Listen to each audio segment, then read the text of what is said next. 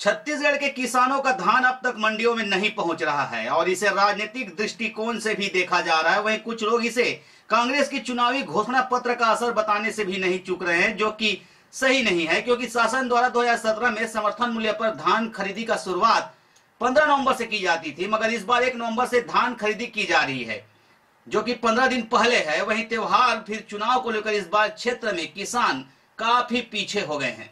छत्तीसगढ़ के किसानों का धान अब तक मंडियों में नहीं पहुंच रहा है और इसे राजनीतिक दृष्टिकोण से देखा जा रहा है। वहीं कुछ लोग इसे कांग्रेस के चुनावी घोषणा पत्र का असर बताने से भी नहीं चूक रहे हैं, जो कि सही नहीं है, क्योंकि शासन द्वारा 2017 में समर्थन मूल्य पर धान खरीदी की शुरुआत 15 नवंबर से की जाती थी, मगर इस बार 1 नवंबर से धान खरीदी शुरू हो गई है, जो कि 15 दिन पहले है। वहीं त्योहार फिर चुनाव को लेकर इस बार क्षेत्र में किसानी का काम पीछे हो गया है।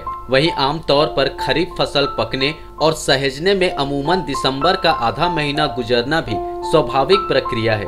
जिले के किसान समर्थन मूल्य पर धान बेचने की व्यापक तैयारियों में जुट चुके हैं। गौरतलब है कि जांजगीर चांपा जिला राज्य में हर साल धान खरीदी का रिकॉर्ड कायम करता आ रहा है। यहाँ 121 सहकारी समितियों के 205 उपार्जन केंद्रों के माध्यम से धान की खरीदी की जाती है। गत वर्ष 1,44,000 किसानों से रिकॉर्ड 6,70,000 मीट्रिक टन धान की खरीदी की गई थी। वहीं इस बार 7 लाख मीट्रिक टन धान की खरीदी का लक्ष्य है। धान खरीदी का भी वास्तविक समय नहीं आया है। अपने जिले में दिसंबर के फर्स्ट वीक में और नवंबर के आखिरी महीने में धान की फसल ज़्यादातर तैयार होती है। चुनाव में भी कुछ कार्यकर्ता वगैरह व्यस्त थे, इसलिए उन लोग भी खेती किसानी में का काम थोड़ा धीमी गति से चल रहा था। अब धान कटाई और मिंजाई काम में तेज़ी आई है। कुछ दिन बाद धान खरीदी केंद्रों में पर्याप्त आवक होगी।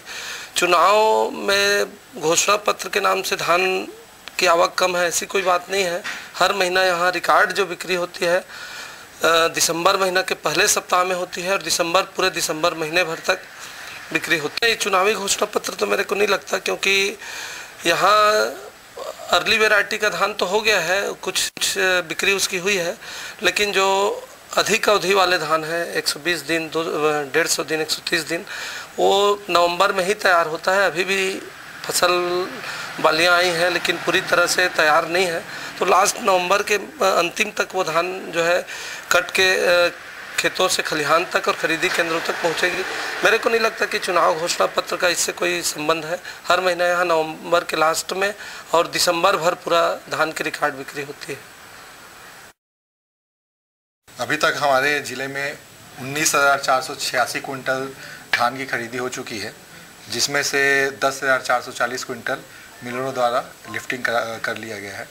और अभी प्रारंभिक समय होने के कारण अपने ज़िले में धान थोड़ा देरी से आता है, इसलिए अभी जो खरीदी का जो वो है गति है वो थोड़ी धीमी है। वो हमारे ज़िले में क्या बोलते हैं, धान का आवक ही है जो लेट से होता है।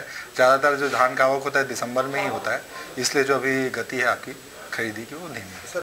इंतजामात में जो धान खरीदी के लिए होनी चाहिए, जो आपकी सुरक्षा व्यवस्था होती है या कंप्यूटर की व्यवस्था होती है या काटा बाट होता है, वो सारे उपार्जन केंद्रों में उपलब्ध हैं। और जो बारदाने जो आवश्यकता होती है खरीदी के लिए, वो भी अभी उपार्जन केंद्रों में उपलब्ध है। Bureau report AC